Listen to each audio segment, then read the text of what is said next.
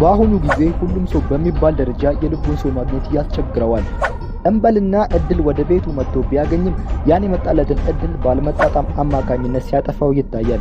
በሌላ ቋንቋ እኛ አንድን ሰው ብንወድ ያን የወደድነውን ሰው በእጃችን ለማስገባት እጅጉን በጣም አድካሚና አስቸጋሪ ይሆንብናል። ይህ ማለት እኛ አንድን ሰው ወደን ያ የወደድነው ሰው እኛን መልሶ መውደድ ካልቻለ በጣም ልብ የሚሰብር ነገር ነው። በዛሬ ቪዲዮአችን የምናየው 4 ሰዎችን ፍቅር የምናስይዝበት መንገዶች ይሆናል። እንደተለመደው ለዚህ ቻናል አዲስ ከሆናችሁ ሰብስክራይብ በማድረግ ቤተሰብ መሆን ትችላላችሁ እያልኩኝ ዩቲዩብ ይሄን ቪዲዮ ሪኮመንድ እንዲያደርግ ላይክ ማድረግም እንዳይረሳ እያልኩ በቀጥታ ወደ ዛሬው ቪዲዮ ያልፋለሁ ማለት ነው። በአንደኛ ደረጃ ያስቀመጥኩላችሁ ሰዎችን ፍቅር የምናስይዝበት መንገድ መተዋወቅ ነው። እዚህ ጋር መተዋወቅ ስላችሁ ዳይሬክት ሄደን መተዋወቅ አይደለም። ይህ ማለት በተዘዋዋሪ መንገድ መሆን አለበት። አጋጣሚዎችን በመፍጠር ለምሳሌ ያ ሰው የሚገኝበትን ቦታ ለየት ብሎ መታየት።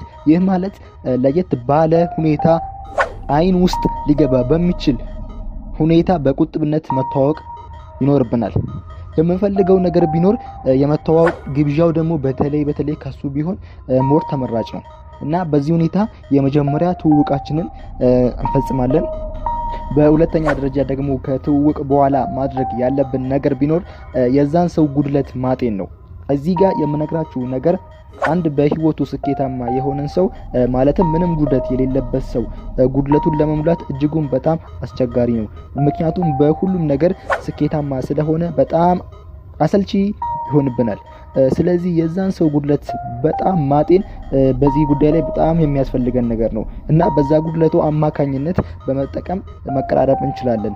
ለምሳሌ የዛ ሰው ብቸኛ ከሆነ ብዙን ጊዜ በብቸኝነቱ አማካኝነት እኛ ያንን ብቸኝነቱን በመሙላት በዛ ሁኔታ መቅረብ እንችላለን። በሶስተኛ ደረጃ ደግሞ ያስቀመጥኩላችሁ በአንድ አቋም ላይ መጽናት። ብዙ ጊዜ ሰዎች ተለዋዋጭ ሰዎች ምንም አይመቻቸውም። እኛ ደግሞ ይሄንን ነገር መቅረፍ መቻል አለብን። ሁሌ በአንድ አይነት አቋም ላይ መጽናት መቻል አለብን። ለምሳሌ አንዳንድ ሰው የሆነ ሰዓት ላይ ተጫዋች፣ የሆነ ሰዓት ላይ ደግሞ የሚያኮርፍ በቃ ምንም ጸባዩ ማይገኝ አይነት ሰው መሆን የለብንም። በአንድ አቋም ላይ እስከ መጨረሻው ድረስ መጽናት አለብን። መጀመሪያ ተጫዋች ሆነን ከቀረብነው ልክ እስከ መጨረሻው ድረስ ተጫዋች መሆን። በአራተኛ ደረጃ ያስቀመጥኩላችሁ ሰዎችን ፍቅር የምናስይዝበት መንገድ ራስን ቢዚ ማድረግ። ራስን ቢዚ ማድረግ ሲባል ከዛ ሰው ጋር ብዙን ጊዜ አብረን መሆን ብንፈልግም ግን በአንዳንድ ነገሮች ራሳችንን ቢዚ ማድረግ አለብን። ይህም ጥሩነቱ ያ ሰው እኛን እንዲናፍቀን እና የእኛን ትክክለኛ ቦታ ለይቶ እንዲያውቅ ያደርገዋል። እዚህ ጋር የምነግራችሁ ነገር ራሳችንን ቢዚ ማድረግ ሲባል በአግባቡ መሆን አለበት። ማለትም ሙሉ በሙሉ ከዛ ሰው መራቅ ማለት አይደለም። እንደዛ ካደረግን ደግሞ ሰውየው እኛ ሙሉ ለሙሉ ሊረሳንም ይችላል፣ ከህይወቱም ሊያወጣን ይችላል። ስለዚህ በአግባቡ መሆን አለበት። እነዚህን 4 መንገዶች በትክክለኛ መንገድ ከተገበራችሁት በአጭር ጊዜ ማለት ትልቅ ለውጥ ታያላችሁ። ለዛሬ ያስኩላችሁ ቪዲዮ ይሄን ይመስል ነበር።